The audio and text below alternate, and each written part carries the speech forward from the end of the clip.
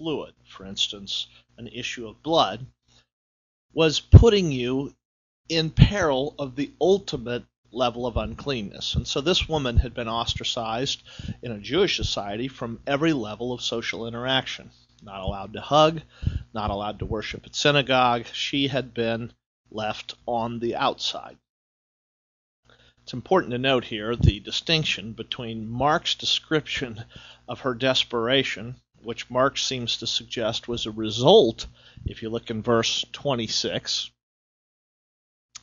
of enduring a great deal under the care of many doctors. In fact, we're told that she spent all the money she had, and instead of getting better, she got worse.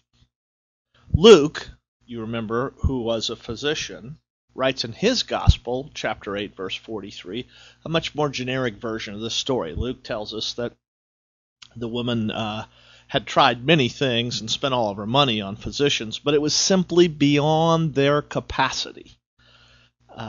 Taking no blame, just suggesting that this was something God alone could do. Now, the interesting thing here is the identity of this particular woman. There are multiple theories about this, and I'm hesitant to even talk about this because it can lead us to the kinds of jumps of fancy that legendary background of the New Testament can lead to best-selling books like The Da Vinci Code and films starring Tom Hanks. So I don't want you to go there, but I do think it's interesting to hear some of the church's views of who this particular woman was.